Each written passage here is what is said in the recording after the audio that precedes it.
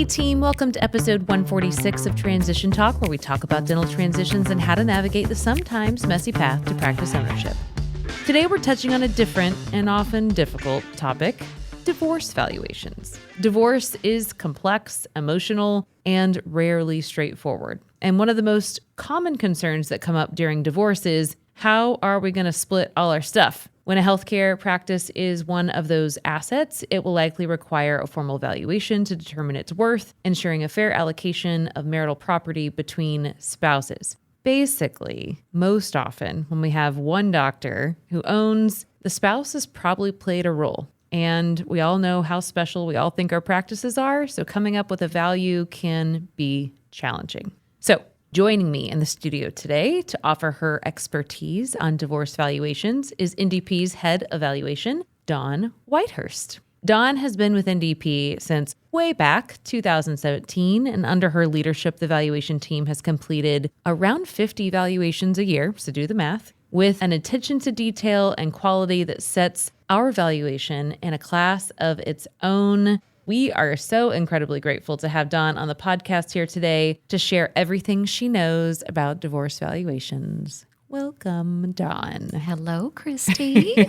I'm so glad to be back with you in the studio. I know. And if you guys don't know this, Dawn does not live in the Metroplex. She lives outside of Tyler. So if you're not familiar with Texas, that's like 2 hours away if there's no traffic, and 3. Always traffic. So it's always nice to see Dawn's face for me. And if you ever talk to her, you'll just know that she's traveled and lives in a beautiful tree, non-Dallas location that I am jealous of sometimes. But to get down to business, so we're here to talk about divorce valuations. For those who are listening who know of a valuation only in one sense, what is a divorce valuation for those listeners? So with a divorce valuation, not unlike when we're valuing for dental practices, it's really wanting to understand what the worth is of any practice, whether it's a dental practice, healthcare, but in the context of divorce. So say if you have a spouse, maybe they own part of a practice or they have some interest in a specialty practice, whether it's medical, chiropractic, dermatology, you name it, it's pretty unlimited in the medical field what it could be a part of. So that's really understanding what that ownership interest is. Really, it is one of the largest assets typically that's in the marital estate. So the goal really is to arrive at a fair and supportable number. That's really what we're trying to determine when we're dividing assets. So similar methodology, but there's some components within the divorce valuation that we have to take into special consideration. And I think if anyone's listening, if you know anyone who's gone through a divorce or you've been in a divorce, I think the answer to this question may be obvious, but just in case. When is a divorce valuation necessary? And what are some scenarios where it might be important? So really, the best way you can describe why it's possibly necessary, if you have ownership interest in any of those medical disciplines that we've kind of talked about, dental, chiropractic, anything of that sort, it's really essential when there is true ownership between more than one individual and there's a marital estate. So it becomes paramount, if there's been a spouse that's really built or owns the practice during the time frame of the marriage, if it's a practice that really generates a significant amount of income. And then if there's going to be any question about the buyout structure, is the spouse going to be keeping part of the practice and are you trying to offset for the other spouse? But then another really important aspect that I think really comes around a lot of times is if you're looking at alimony or child support. Those are two really big pieces that we have to look into. Yeah, and think about this, if a house is a very straightforward, right? But if you own a house together and you get a divorce, one person's going to stay in the house and one person's going to leave. And so you get an appraisal and the other person has to buy the person that's staying in there. In a dental practice or a healthcare practice in general, right? If you have a owner producer, right? And that person is the person who does the production, who sees the patients, who provides the service, and the other spouse doesn't, well, then clearly the spouse that provides the service has to be the one that keeps that practice, but there's cash flow and all those things that come. And so this essentially helps put a number on it and helps determine those components. Right. Now, does every practice owner involved in a divorce need one? Is it a need? Is it a want? Is it it's nice? I would say that more times than not, just to reduce the risk in the overall transition, and really it is a transition. It's transactional when you're ending a marriage, but it is not a requirement. But a lot of people do choose to have that formal valuation completed just to kind of help protect their risk in that situation. So, not all the times are the practice or the healthcare practice that we're referring to, is it a profitable one? It may just be one that is not something that is generating a lot of income. And so if the parties really have conversations and maybe this is more of an amicable divorce and we can say, hey, love you, but I got to move on and happy to split it however you see fit. Those are situations where probably a formal valuation isn't going to be necessary, but that's typically kind of an unusual situation in my experience. So not rainbows and butterflies and No. you take that house, I'll take this house. Let's call it a day. Right. Okay, so we clearly think like this is really important. You're dividing assets, there's cash flow. This is probably an emotional time regardless of the practice, but you're splitting all your other kind of components too, right? So like there's a lot of emotion that goes in this. How do divorce valuations differ from standard business valuation if you were just having someone buy in or selling kind of the practice outright?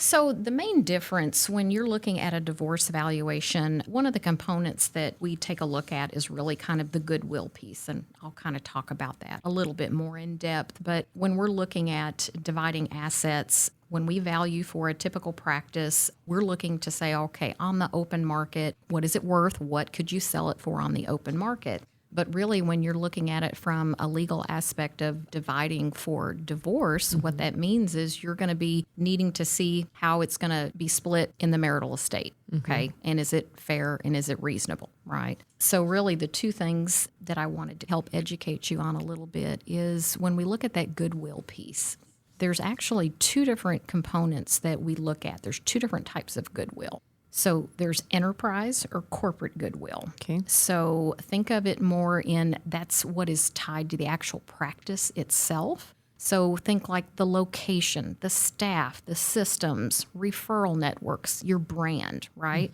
Those are things that if the owner left would be left standing, right? So with the personal goodwill, that's our second type of goodwill. That's really going to be tied to the individual provider. So it's their reputation, their patient relationships, the clinical skill, kind of all of that. So why this matters, in many states, there are particular ways that goodwill is handled. And there's a division that is different among states. And so we have to make sure that we are looking into both personal and corporate goodwill in how that particular state requires us to do so. So that's one of the big important distinctions for divorce valuation. I mean, I would think that from a goodwill, and just for those that aren't listening, right? Goodwill is the value of your practice above and beyond the tangible stuff, right? So if I own a practice and I have equipment, that's great. But if I don't have the ability, skill, reputation, patient to actually make profit, then I don't really have any goodwill, right? So that's kind of for those of you who aren't, we say goodwill a lot. So like just in case. But if I think about personal goodwill and corporate goodwill or enterprise goodwill, so correct me if I'm wrong, some of those things could overlap, right? Some of the things you noted, right? Like the referral network. If I'm a single provider, those people are probably referring to me. But if I'm a group practice, then they're probably referring to the practice. And maybe some people are referring to me, but most often the practice. So think about this. If we're ABC Dentistry, we probably have more corporate goodwill than if I'm John Smith DDS. Right? And that's the distinction, right? So there are some of these components that are very easy, and there's some that require a lot more diligence from our valuation team to say, okay, answer these 7 questions for me. Let's talk about them. And that helps me determine what kind of that division of corporate versus kind of personal goodwill. Is that right on the money there? Anything else? Yeah. And actually what I wanted to just kind of add to that, just kind of for a clarifier, is when we're looking at the enterprise or that corporate goodwill versus the personal, the differentiation between states is whether or not the personal goodwill may actually be excluded as a marital asset. Oh, Yes. makes a difference. Yes, makes a huge difference. So back to your explanation between are they referring to the individual versus the practice itself? That could be a very big area of contention in discussions. A spouse maybe that was part of that practice might feel like they were part of the quote unquote practice on a group level, not a personal level. So we find that that's really an area where the greatest amount of discussion happens is in the goodwill piece. Yeah. And so just to kind of drive that point home, if spouses are always and have competing interests when it comes to a divorce and kind of how assets are valued, if you're the one keeping it, you want it to be worth a lot. If you're the one having to pay for it, you don't want it to be worth a lot. And so when we look at a dental practice, if a state excludes personal goodwill from the value, then the value of that practice is really the tangible goods plus the enterprise value. And depending on what that split between enterprise and personal was, it may deduct or kind of take a huge haircut off that valuation or vice versa, right? It might make it the whole. So just another thing to understand is like your state's rules matter, and then how your practice runs in its own individual ecosphere clearly matters a lot as well. Correct. We're good at a lot of things here at NDP. And I honestly think the relationship and kind of keeping things professional and educating and really kind of guiding someone through a tough, exciting, challenging time is one of the key things we do really well. But how do we help clients who need a divorce valuation? Like, what does that look like, and how do we help our clients who go through that with us? Well, I think the most important thing you've already kind of pointed out is the fact that we want to be educators in the process. So we understand that this is an extremely emotional process. It's paramount in comparison to even just doing a transition if you're going to have somebody buy into your practice. But now you're being asked to divide up your life's work and potentially give a portion of that to a spouse, right? So obviously very emotional, and there's a lot of important components that we need to make sure that we're considering. So for us, the first piece of it is being an educational resource, okay? But then, we have to put our analyst hat on. We have to take a look and see what is your practice or your clinic truly earning. And then as far as being able to build a defensible valuation, because we understand there's going to be times that those proceedings may go into more of a mediation time frame, some type of legal setting as far as a formal meeting, or sometimes they even advance to the place of going into a court setting. And so really we have to build a very defensible valuation for those purposes. So being able to focus specifically on that goodwill component is going to be very important. We want to make sure that we are distinguishing between those personal and those enterprise components. And then really beyond the report itself, something that NDP can also do is we can be support for your legal team. So if it does get to the point of needing to support your attorney that has hired us, or if you have gone into a particular meeting setting as far as mediation, we can support that. Maybe your attorney has received the opposing counsel's valuation, and we can review that as part of it as well.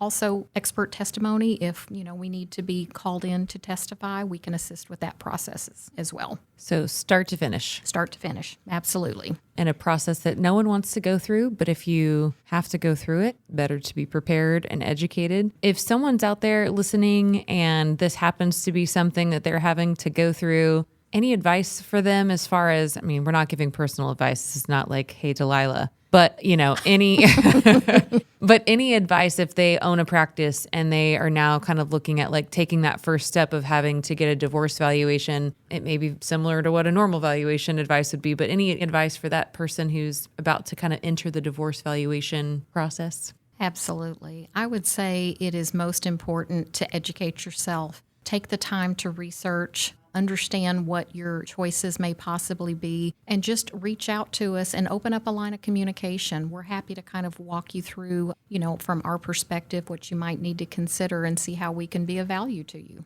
Yeah, I'll add to that. I think if you and your spouse, if you're amicable at all, right, you will both save yourself a lot of money. All those things you said, right, even outside of the valuation process of going to court, arbitration, mediation, all of those things cost both of you a lot of money. Right? And so if you and your spouse can get together and say, we're going to agree on one firm and we're going to agree with whatever that value is, man, what an incredible gift, because you guys will be able to both vet a firm. I'll say the same thing to the spouse as we do the owner and vice versa. That's just who we are as a firm. But I think that is a huge component of being able to say, hey, we're both going to agree on this and we're going to know we can move forward so that we can try to kind of resolve this as quickly as possible in the fairest way possible. Okay, well, anything we missed, or you think we covered the bases? I think we've covered the bases pretty good today. For now. For now, right. But We'll have a part 2 coming, I'm sure, at some point in the future. Those will be fun case studies. good. All right, team, that's all we have for today. Dawn, thank you so much, as always, for your care and guidance in what you do and for hopping on the pod today. Thanks for joining us on episode 146 of Transition Talk. Make sure to visit ndptransitions.com to learn more about divorce valuations and how our team can help you. As always, make sure to share the transition love with those who may not know of us yet. And of course, subscribe wherever you listen to your podcast. Until next time.